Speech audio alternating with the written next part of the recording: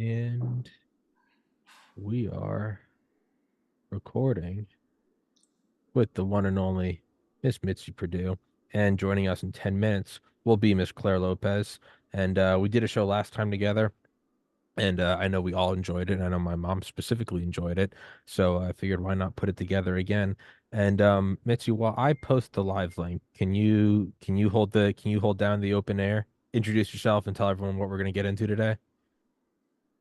I'd be delighted. I am Mitzi Perdue. I'm a war correspondent at 88 at age 83, and I've been to Ukraine 3 times.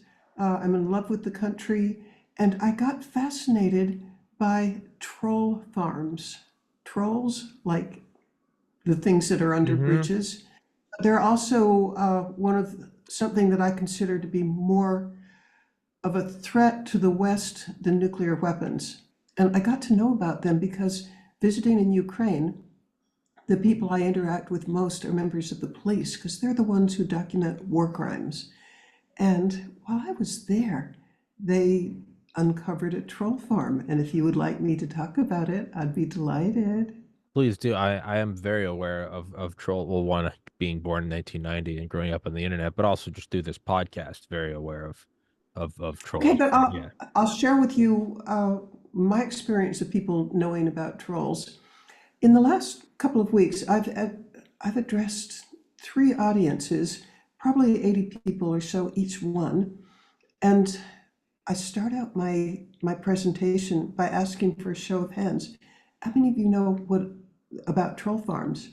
And maybe 10% of the hands go up. And then I say, of you whose hands are up, how many of you, I know you heard of troll farms, but how do you know, or do you know how they operate? Just what is one? And at that point, all the hands go down.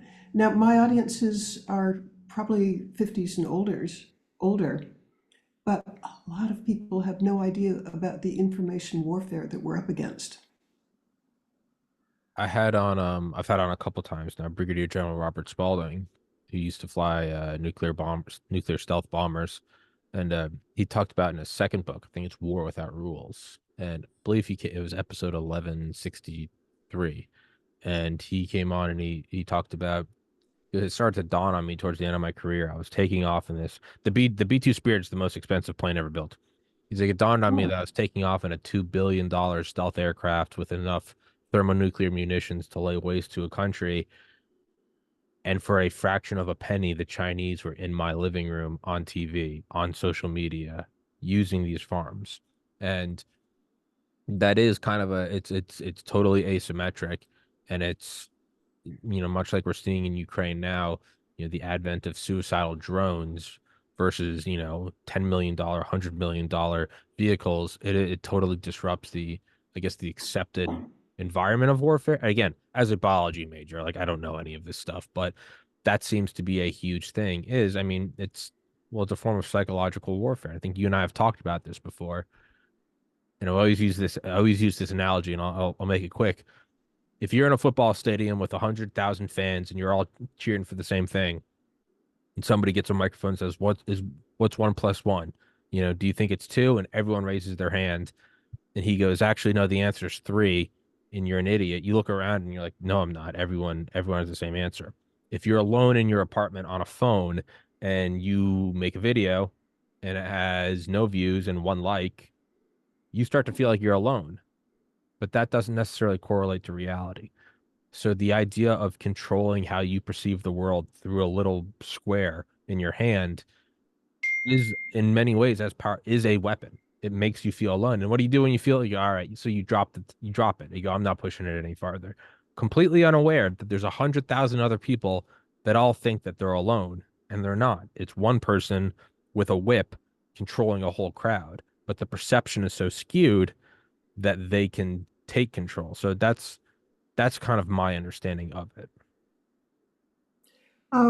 I totally endorse everything you say, but let me add Yes, ma'am. that I would personally be willing to bet a great deal of money that the reason that the Ukraine aid package was delayed almost half a year was because of troll farms. And I will give you a very specific example. And my information comes from the MIT Technology Review. Hmm. They studied if you're a born again Christian, or maybe just a strong Christian, the affinity groups or news groups uh, on Facebook, of the top 15 are all controlled by foreign countries. And they worked as hard as they possibly could to inject the following notion into the thought processes of the people visiting these troll farms. And by the way, I'll jump ahead in the story and tell that there's a woman whose name I will disguise. We'll call her Janie Smith, who is born again. She has the absolute certain conviction that Zelensky is persecuting Christians, probably killing some, and closing churches as hard and fast as he can. Now, where does she get this information? From her Facebook affinity group. And as I said, the MIT study said that, well, the study was from like 5 years ago, but it did say that the top 15, the most widely seen Facebook news groups for Christians were all controlled by people who did not wish the United States well, and their purpose is to sow dissension. And imagine that you're Janie Smith, a born-again woman who gets her information and believes it. She writes her Congress critter and says, "Don't support Zelensky. He's an evil, corrupt, terrible people who's persecuting Christians." I would like your opinion, Tommy. How effective or how much impact do you feel that people who are getting their information from trolls had a big influence on delaying the aid package? I'm torn because on one hand, it is extremely powerful, and we do it as well. We have something called the Signature Reduction Army in the Pentagon, the SRA. It's something like 80,000 employees. Because you have Oh, trolls, which are bots, right? But then you do oh need. no, they're not. There's a difference between bots and trolls. A bot is like an algorithm. There's not a person behind it. A troll is somebody who's highly trained. They might be a PhD and they know an awful lot about, I mean, they've spent years studying what the Christians believe, and they create a fake identity. Actually, they might have 20 or 30 fake identities, but they're not bots.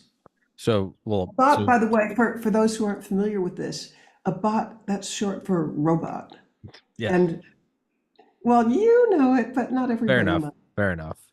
Um, so what the SRA is those are actual people, right? So you can have a much greater reach with bots because it's just code. But the SRA are actually so we have it. So the fact that the Pentagon has a massive division, I think it's the largest single section of employees, shows that there's value to it and shows that there's efficacy from it. On the other hand, it does seem more often than not, and this is more so a just a general observation of the US kind of power elite, is that whatever the military and intelligence communities are want to do, they're gonna do. It's how popular was the war in Iraq, and it still just trudged along for 20 years. So I think there's a lot of power in swaying opinion, but then there's also and this is perhaps a flaw in our own system, then there is sort of just the brute force. It's you see it all the time. Senator against this aid to Israel or Taiwan. They go into the skiff. They come out. They talk to a bunch of generals. They come out and they're like, "We need to send 10 billion to yesterday." And you're like, "What? What did they just see?" And I don't know. Is it blackmail on them? Is it you show them classified, I don't know, satellite imagery or intel or whatever it is? So I don't know. I would say it is, or it has no sway at all because it Well, seems like let's take a very specific example. sure. Congresswoman Marjorie Taylor Greene. Hmm. I mean, she says why she opposes it, that Ukraine is irredeemably corrupt and that they're anti-Christian. No, I fair mean, enough. and No, where that's does she fair. get that? She gets it from her constituents like Janie Smith, who gets it from a troll farm or from a troll farmer who's convinced her over the years that Ukraine is irredeemably corrupt and that Zelensky persecutes Christians. I do. For all the arguments for and against aid, I think the one I care least about is, and I know it will ruffle people's feathers, corruption, because I mean, that's the pot calling the kettle black. It doesn't make it right. It doesn't make it, but I mean, like, shut up. I mean, come on. But yeah, I don't know. Then that would seem to have a major effect on things. But then you have to look at, so like, what's the, let's, regardless of bots, trolls for Ukraine, let's just look at it kind of in a vacuum. What effect does it have? Well, how do you fight back against it? You have legislation like let's ban TikTok. Okay. Well, in many ways, it does kind of seem like the Patriot Act 2.0. You bring it right in while the rubble in downtown Manhattan is still smoking, and you go, we gotta, we gotta remove rights. We gotta do X, Y, and Z. And then 20 years later, you look at it and you go, well, now we can't remove this like beast from the room. So I look at, what is the effective way to deal with this? It's often the slow removal of our own civil liberties. Hi, Claire, and Claire Lopez is Hey, joining us so now. sorry to keep you all waiting. Do not apologize, Miss Lopez. You are royalty on this show. You never have to Enterprise apologize. rental cars, impossible. Well, well, there goes my potential sponsorship with Enterprise. Thanks, Claire. I've been working that angle for years. Uh-oh. That whole thing's over. Uh-oh.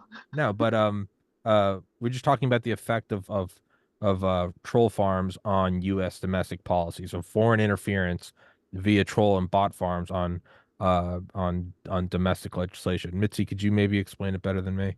Well, I won't explain it better than you, but I will explain it. After I introduce myself, the world needs to know that I am the Clare Lopez of 7 Gracie Square.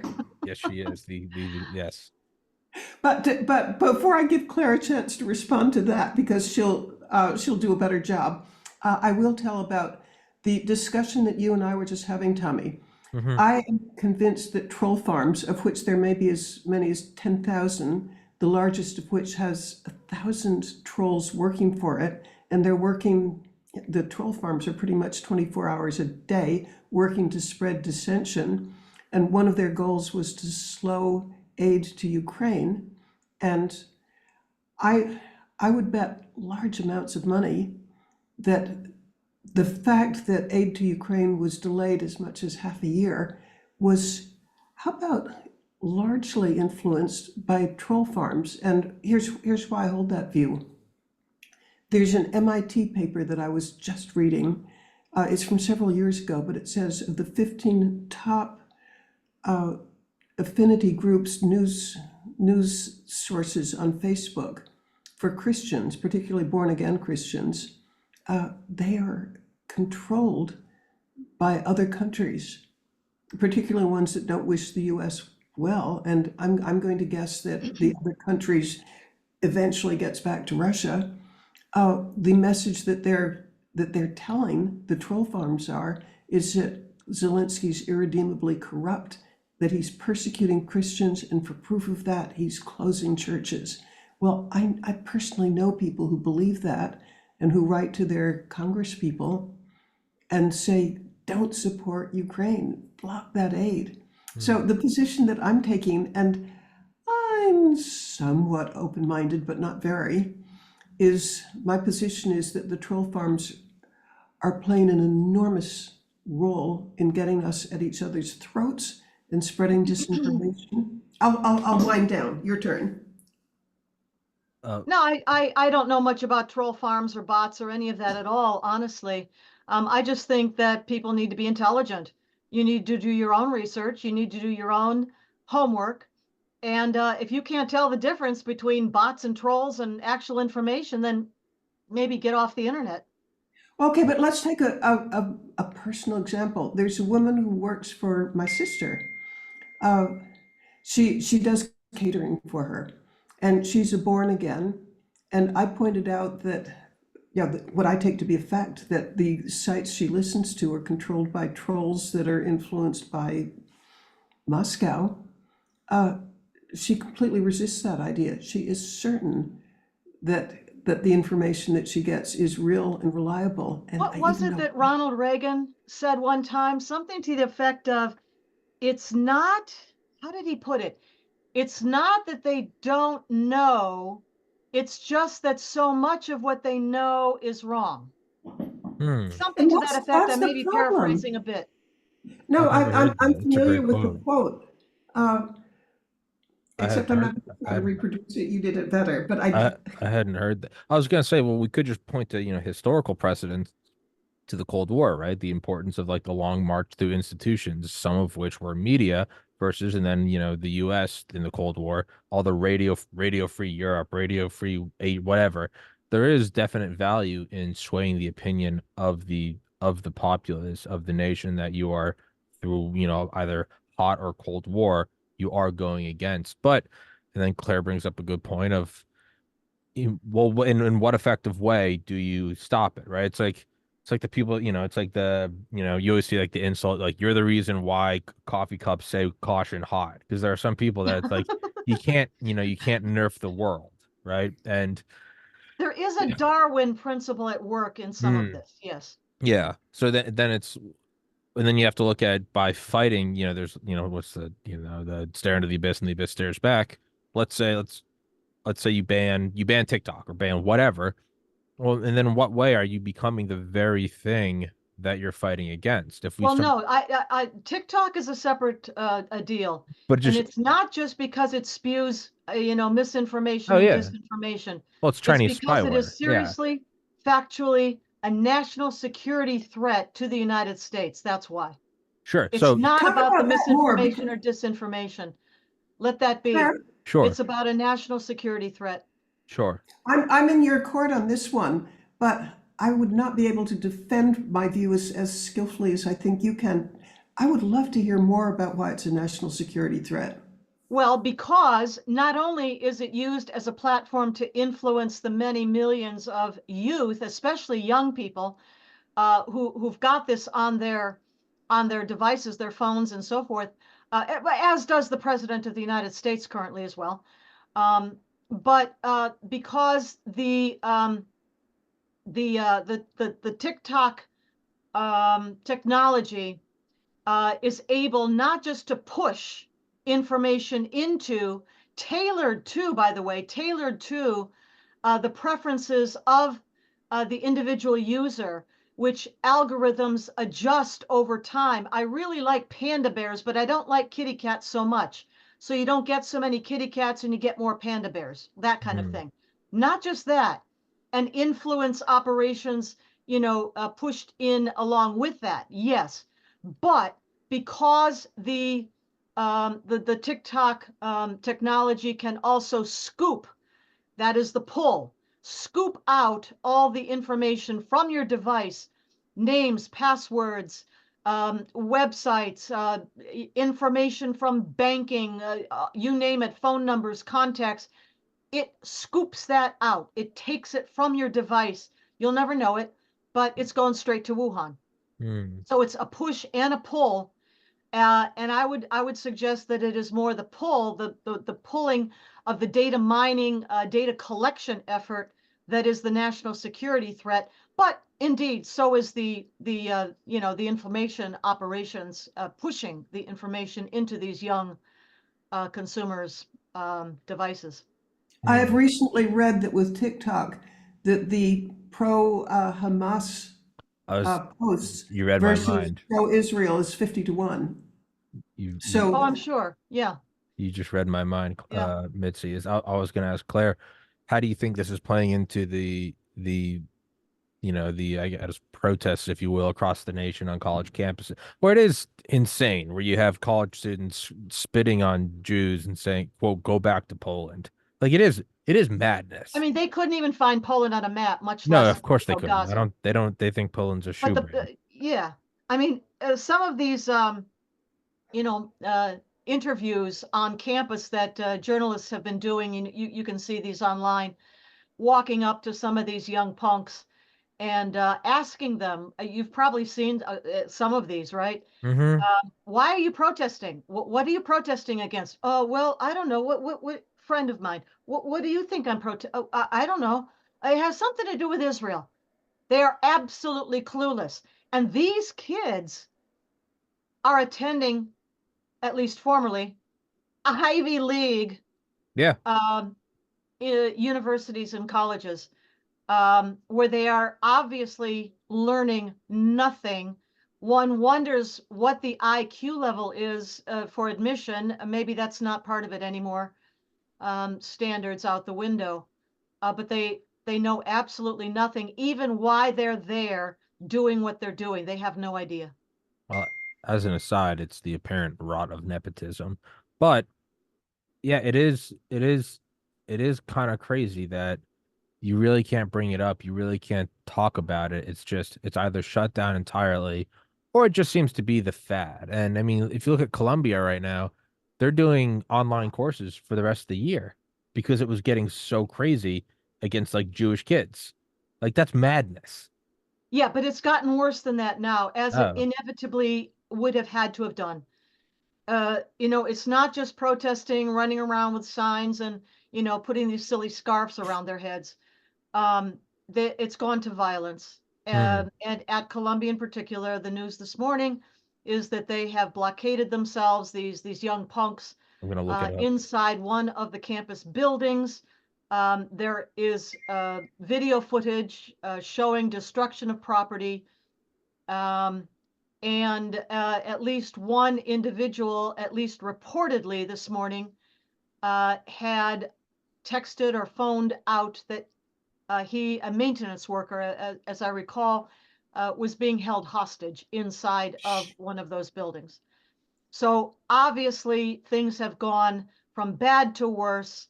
But the shame of it all, of course, is that the university administrators are not doing anything about it. This is crazy.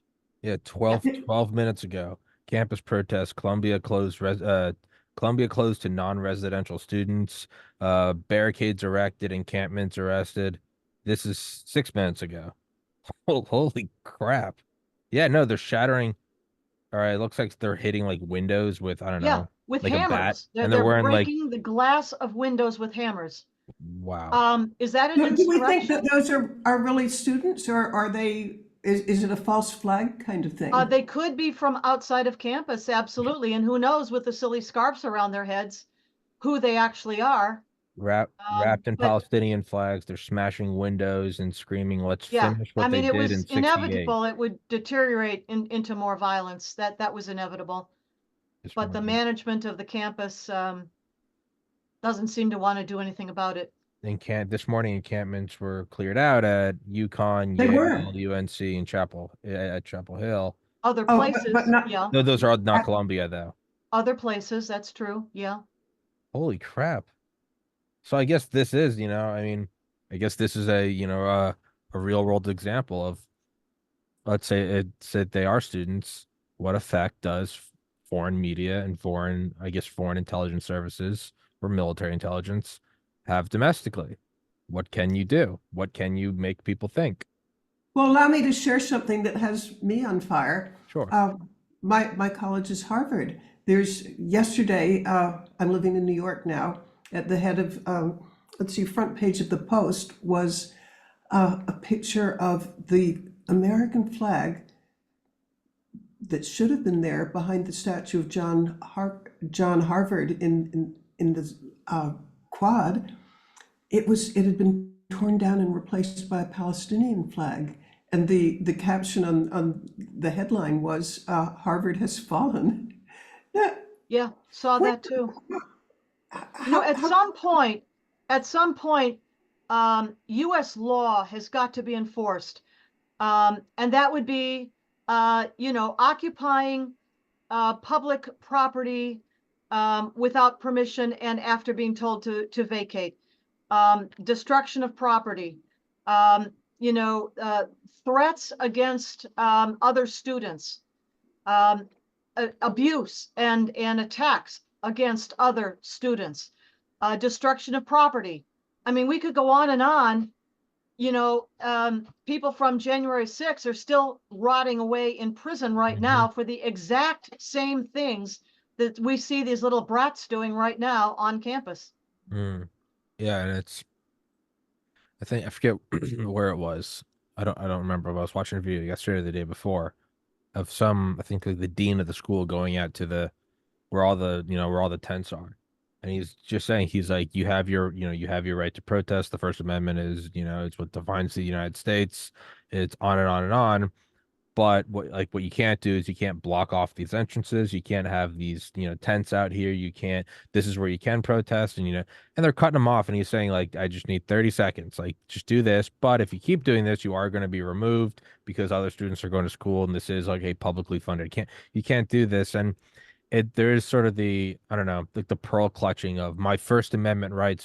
I'm the first to always say I was banned from YouTube and I hate it, but YouTube's a private company. My First Amendment rights don't apply there. Trust me, I hate it. It has been insanely detrimental to my podcast, but I also know what it is, and I don't, weep and go, oh, my First Amendment. It doesn't apply to a private company. It doesn't matter. Unfortunately, the First Amendment rights are not being violated here. No, they're not. And even if you want to cite the First Amendment, they don't apply to immediate incitement to violence, which is what's going on. So then how is it gonna pan out, and why are we seeing a different reaction now than we did in 2020, where cities were allowed to burn? Why is it Oh, that it's being just quashed now? wait. I mean, just wait. Just wait. It's coming. It's coming. So you think it's going to keep escalating? Yes, I do. Because it seems like in 2020 it favored the entire, groundswell of Orange Man bad, Trump bad. It seems like this isn't benefiting the current administration, and that But I they think don't realize that. you don't think I so? would also add this. Not only do they perhaps not realize how bad this is, for them in an election year, but the other part of that is that they have lost control. They have unleashed forces. The Jacobins in the French Revolution come to mind.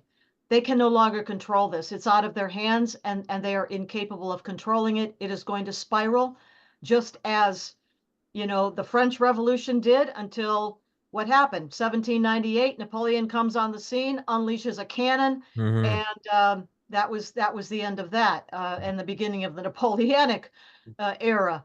But I'm not suggesting cannon fire, but what I am saying is that the forces unleashed by the left have spiraled out of their control now. They no longer have control of them. But often with chaos is you can then usher in power that prior wouldn't have been accepted, and that could Out of still be to their chaos, benefit. right? Out of chaos, Order. the forces that unleash the chaos, incite the chaos, and promote the chaos, hope that they will be the ones to take advantage of it and emerge on top at the end of it. Go back to the 1917 Russian Revolution, St. Petersburg. The Mensheviks and the Bolsheviks, unleashed forces that spiraled out of control, and eventually, out of that confusion and chaos, it was eventually the communists, the Bolsheviks, Lenin's Bolsheviks, that seized power. Yeah, I'm not. It does seem like they have lost control of it, that their useful idiots are no longer being useful, but continue to be dangerous idiots. They can still get a win out of this by enacting some form of top-down control, be it internet or be it physical. Do you not think that, Claire? It's out of their hands. It's too far gone. Mitzi? I'm again thinking I'm kind of fixated on troll farms, partly because I'm writing about it right now. But there are actors who have a lot of money and a lot of smarts who like nothing better than just to feed all the dissension that exists. Having us at each other's throats weakens the society, and that's their goal. So it's not just that it's proceeding on its own. There are actively people who are encouraging it to get worse. Well, then That's communism. That's how a communist revolution unfolds. That's how it works. Mitzi, could you explain further then through your writings, and I would imagine through your research for your writings, exactly how this ties into what we're seeing right now?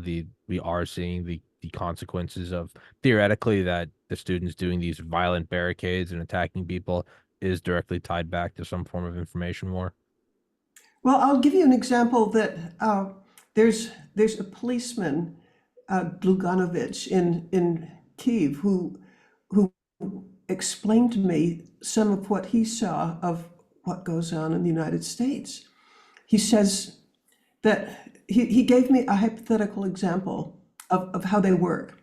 He said, their goal is to sow dissension, to get everybody riled up at each other, to have each other at each other's throats. And he says, and he picked a hypothetical example, which is probably pretty real, but I'm going to talk about police, but translate the principles into what's going on, say, at Columbia. There will be people who are trolls who will be at affinity groups, and they might have been in business for 10, 15 years, studying America, looking for our weak points, looking for the fracture lines, and they will do all they can to inflame both sides. And he said, here's would be a typical example. There's somebody who's joined an affinity group that might be Back the Blue. And he said, that person will comb the headlines and social media and everything that he can possibly find to exacerbate whatever dissension exists. And then, boy, he's off and running because he has like 30 other trolls. These are human beings, probably in the same office. And let's say Ivan is the one who's coordinating it. He'll say something inflammatory, like let's say he's on the Back the Blue side.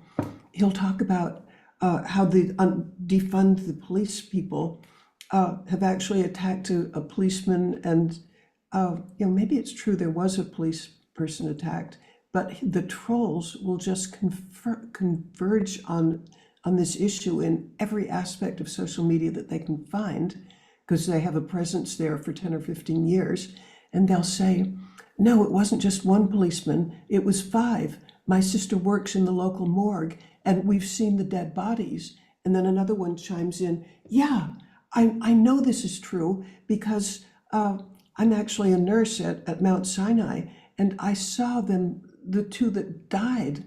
And then 20 other people will come in and endorse what was said. And pretty soon, okay, you're a skeptical person reading this, and you'll say, well, who is this Peter Smith? Because they're going to use an American name. Who is Peter Smith?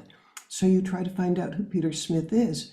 Peter Smith has a presence for his fake identity on LinkedIn, probably has a website. He has a whole identity that's extensive and that you can't penetrate. So you tend to believe him. But on the other side, there's somebody working equally diligently to spread misinformation and lies. And they're pretty effective at it. They get people riled up and people believe them. And I would bet money that there are people pro-Israel, pro-Hamas who are, trolls out of St. Petersburg, who are using everything they can to exaggerate and inflame public opinion. And yeah, I mean, that's why you need to do your own homework. And when you run across stuff like this, I think that is why Bill Gates created delete buttons. You hit the delete button and you go to some reputable source, maybe a wire service, and cross-check the wire services against each other to find corroboration and validation, and skip all the other nonsense. Just don't even look at it. Well, yeah, one of the things that I'm going to conclude my article with is, it's not my idea, but I endorse it, that organizations like, say, just to pick one, Reuters, if they are caught spreading misinformation, they're going to lose advertisers. They have a huge motivation to check and be accurate. Yeah, good point. So my advice to everybody is to go with organizations that will lose something if they're inaccurate. However, I'm worried because back to the born-again woman who works for my sister doing catering, Janie Smith, she doesn't want that. What satisfies her is the emotional need to feel, I've got the inside information. I really know. You all are just victims of the mainstream media. I think it's a tough nut to crack. that is, it's a hard Because it meets an emotional need for her. Yeah, no, Yeah, that's a harder you just thing to can't fight. spend time on that. That sort of thing, just you cannot spend time on it. It does. You It does. have to just go past it and focus on what needs to get done really. Yeah, there is a ruthless and unforgiving learning curve that comes to the internet, and I had a leg up growing up on it, right? But I mean, even seeing my parents over the years slowly become more and more savvy. 10 years ago it'd be like a pop up like you'll never believe this, and mom clicks on it. I'm like, mom, don't click on that, it's BS. Versus now you can just see them in general just navigating like, no, don't, that's they're just trying to get you to click on it. There is kind of no other way. And sometimes you do just have to learn it on your own. You have to be wrong. You have to, repeat something and get made fun of. It comes back to bullying's probably good. Bullying is probably good for children. You have to be made fun of. You have to be laughed at. You have to, because if you are being an idiot, you're like, well, I don't know. My dad said the tooth fairy is coming. Fine if you're 7, but if you're 17, like you should get punched, right? Because and you'll benefit from it. I'm not saying kill anybody. You'll benefit from bullying. I had 3 brothers. I would attest that bullying is very, very helpful, and it's probably completely, I don't know, built into evolution. But to swing back to what Mitzi brought up at the beginning, to do bot farms did that sway the delay in aid to Ukraine? I don't think I think it's been about a week and a half or 2 weeks since I had you on. Claire, I wanted to ask you if you could maybe elaborate on the most recent aid package to Ukraine, Israel, and Taiwan. Yeah, this was a bill that passed the U.S. House in Congress last week, I believe it was.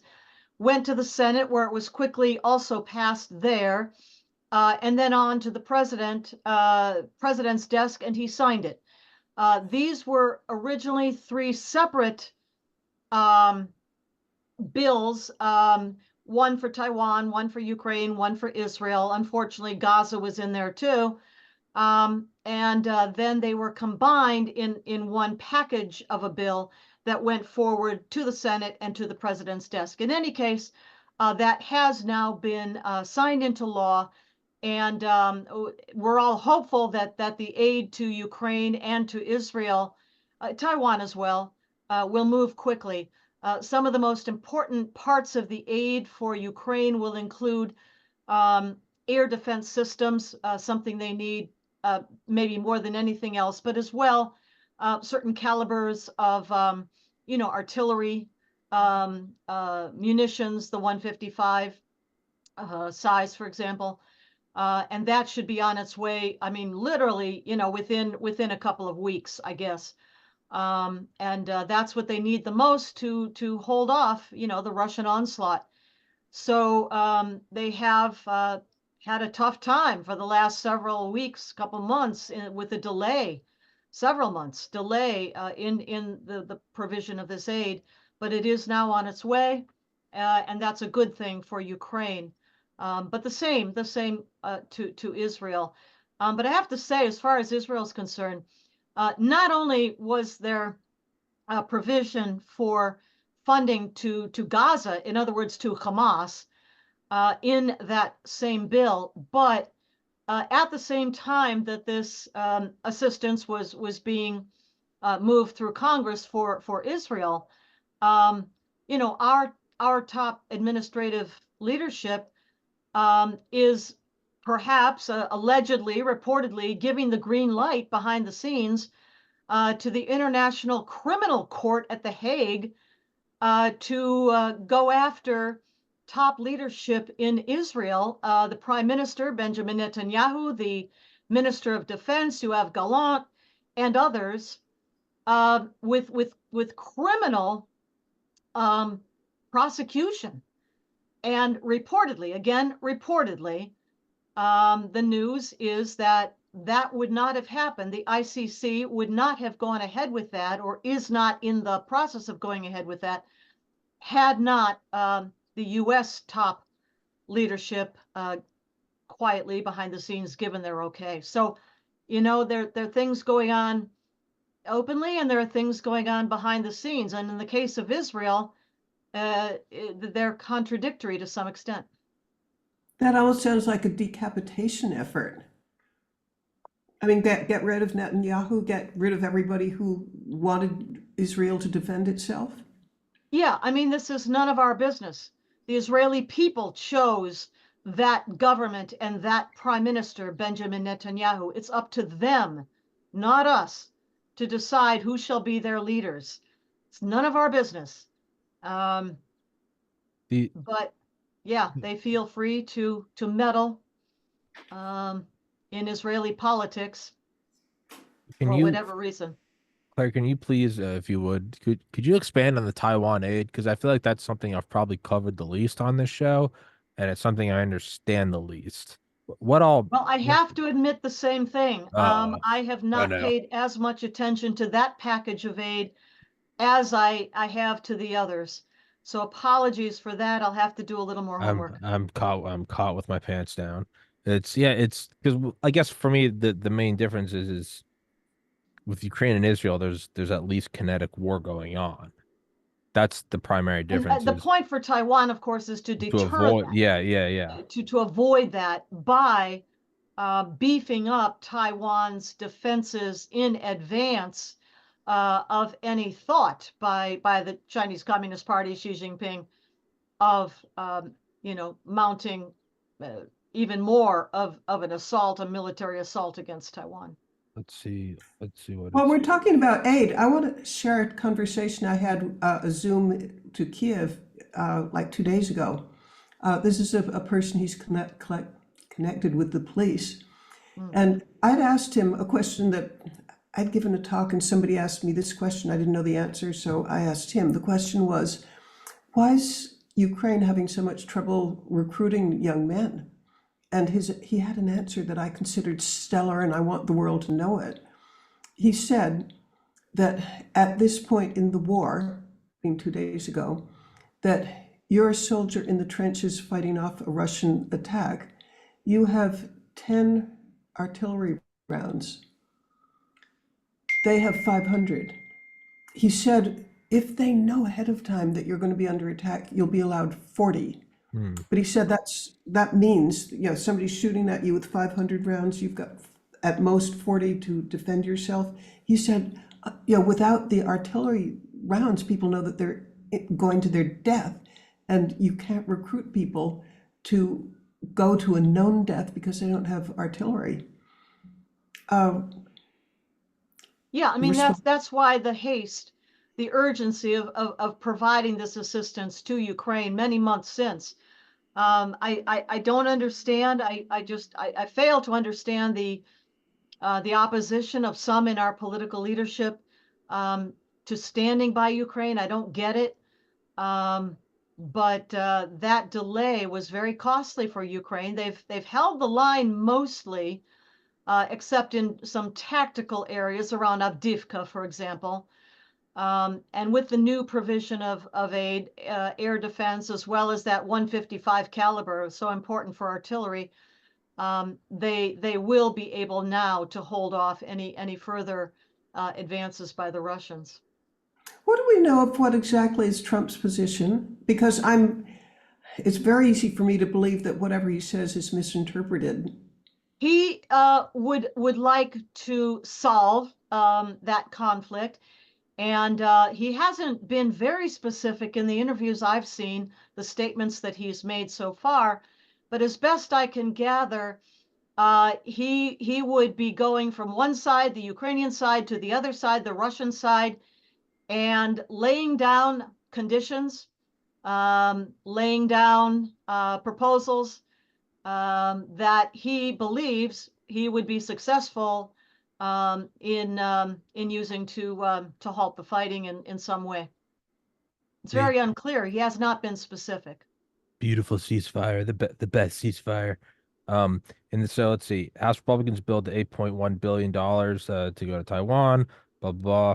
3.3 billion will go towards the U.S. building submarines for Taiwan. 1.9 billion is designated specifically for a Columbia class submarine. Another 200 million is for a Virginia class submarine, and then nearly half of the Indo-Pacific appropriations will go to reinforce the submarine industrial base. Another 2 billion will go towards foreign financing for Taiwan, and then another 1.9 billion will go towards defense related expenses. So And then separately, Taiwan has signed billions of contract for the U.S. latest generation F-16V fighter jets, M1 Abrams main battle tanks, and the HIMARS rocket systems, all of which are also going to Ukraine. So it seems like it seems like everything for Ukraine plus submarines. So that's about the most as I can It's get a from different that. kind of warfare Well, that sure, it's an island. is contemplated, expected with regard to Taiwan, across the Taiwan Straits, across a body of water, if that is what happens, different than, land warfare, and of course the air assault against Ukraine.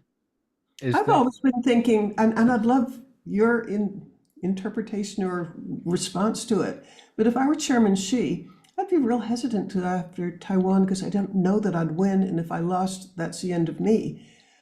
I'd love, if I'm Chairman Xi at the moment, I would go after Russia. I would love to get Manchuria back completely. I would love to get They're buds. Vladivostok. They're BFFs at this point.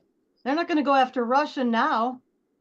Oh no, Um, absolutely not. Except that Chairman Xi needs a distraction. You, the threat of Taiwan, yeah, that works a bit to keep his country under control, but they may say they're best buds, but wouldn't he have a motive to I have a win think rather than loss? longer term, simply with economic, military, demographic trend lines, China will kind of ooze back over the border into Siberia for its riches of oil and gas and timber and minerals and everything else, as well as perhaps cast an eye on its former holdings, like Vladivostok on the Pacific. But that's not for now. That's for later. Hmm. Right now, they're BFFs. I And think yet it's very At least costly. superficially. It's costly to China to back Russia. It costs them prestige, it costs them markets. Doesn't cost them markets. That's the problem. It does not cost them markets at all. how so? Can you expand on that? Sure. We haven't cut back imports from China. Neither has Europe or the rest of, let's say, the West. They What haven't about all cut those back. closing factories that I see and unemployed people and in China? In China, their Because, economy is having a tough time. That is true. Their economy but is isn't on that the at least in skids. part because we're not buying at the rate we used to? No, it's because China does not have very much of a domestic consumption market. Its entire economic model is geared to export, and that is still going strong. Domestically is the problem, Hmm. as I understand it.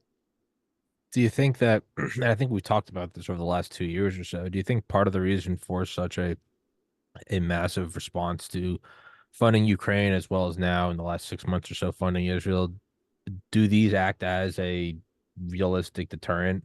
Not just words, but this is what we do when these people are attacked. This is what we do when these people attack. Do you think that does weigh heavily on China's decision for Taiwan? They're example A, Ukraine, example B, Israel. It's not a theoretical to say, will they come to the aid of Taiwan? Well, I mean, certainly she is watching the Western response, no question about that. And also watching, I might add, the increasing collaboration among East Asian um, countries. For example, there was always, of course, the Quad, India, Japan, Australia, United States, AUKUS, AUKUS, Australia, UK, Hmm. US, another alliance group. Um, and now we're watching as Japan, um, moving past World War II, still is beefing up its own defense systems. So all of that is happening at a time, when all of these countries add in the Philippines for sure, add in South Korea, obviously, and others. And she has got to be watching this as they realize the threat to themselves from the Chinese Communist Party, People's Liberation Army, and begin to take steps to defend themselves, but aligning with others equally perceiving themselves to be threatened, and the input from the United States, of course. And yes, of course, the CCP, are watching what's going on in these other areas with Ukraine, with Israel, and the Gaza jihadis. So, with your $100 trillion crystal ball, are we sliding towards an inevitable worldwide hot war or cold war? Because it seems like no matter Not what we're necessarily. going, I mean, we're certainly in a Cold War. yeah. We'll recall that, of course, the Chinese regime declared people's war against the United States as far back as May of 2019, openly in the Xinhua regime mouthpiece news outlet. But that was misunderstood as to what the intent was, not just a tit for tat in a then ongoing trade war, sanctions back and forth, but rather total unrestricted warfare, people's warfare. So that already happened. We've been at war in an unrestricted warfare sense since much before 2019, in fact. But on that, we're looking across the board. China has obviously infiltrated and influenced academia, influenced our government leadership at every level, local, federal, state, and also, of course, the media, as we've talked about, and very importantly, business, Wall Street.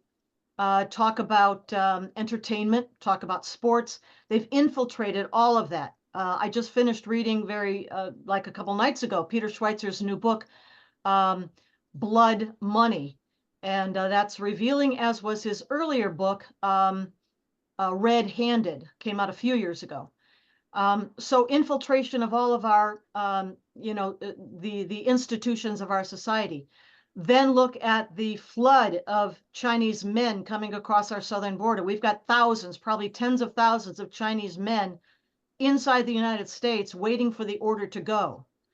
And then we've got biochemical warfare, the SARS-CoV-2, of course, and the flow of fentanyl and other opioids across our southern border, provenance out of China. But put all of that together, and that is what people's war, unrestricted warfare, means. That's what that looks like at the same time as China is rapidly building up its military capabilities, land, air, sea, and space, and we're not keeping up. Mitzi? By the way, can somebody have an insight into why we allow 100,000 deaths from fentanyl where the ingredients are coming across our southern border? Why are we not in arms about that? I mean, to my mind, Peter Schweitzer. Infiltration. They've already they've bought and paid for the people that would stop agencies, the officials they need to allow that to happen. Well, I'm going to read that book as fast as I can. Blood Money. Then is a Cold War the only way this comes to some sort of non-extinction event? Is it the only way? No, I mean, what needs to happen is another different administration here in the United States that will take the steps necessary to close the border, halt the flow of fentanyl, or at least severely curtail it. Get back to building a military whose mission is not red high heels and lipstick and colored flags, but defending the nation and our national security. All those things can happen with a different administration, and that's what we need to do. Turning around the policies that have gotten us into this situation in the first place. I'm starting to think that blood money is like the Rosetta Stone to understand all this. Well, that and the previous book, the earlier one that was called Red Handed, the two of them. I think I tried to get him on. I don't know if I did. I'm gonna make a note of that. I'm gonna see if I can't get in touch with him. As a matter Um, of fact, if you're able to reach him, Tommy, let me know. I wanted to write him about the book, the new book that I just finished. Literally finished reading it 2 nights ago. Blood Money. I just made a You note can of reach it. him. Let me know. I just made a note of, yeah. People often recommend guests to me. They're like, you need to get him. I'm like, no part of this is like my lack of interest. It's what it is a mutual thing. They have to consent to coming on. So, True. just get him. True. I'm like, Yeah. Yeah. it's a bit of a juggling act. But no, I will try to do that. I made a note, and we will see how successful I am. But I want to kind of bring this one to a close. Mitzi, do you have any closing thoughts? Um, it's not a profound one, but it's a conviction one. I love being on with Claire Lopez. I just love Thank everything you. you say, Claire. You're so articulate, so knowledgeable, such bandwidth. It's awesome. Thank you so much. A privilege to be on with you as well. I think this threesome of ours works very well. And I was gonna say, yeah, my mom and my aunt, they both love listening to you too. So if anything, I'll get some brownie points with them. Um, All right. but thank you so much for coming on. Guys, please go in the description. You can find all the relevant links and all that good stuff. And yeah, thank you so much for having you both on together, and I would love to do it again. Thanks, Tommy. Thank Thanks, you. Mitzi. Yes, ma'am. Miss Thanks. Clare Lopez, Miss Mitzi Perdue. Guys, thank you so much for watching.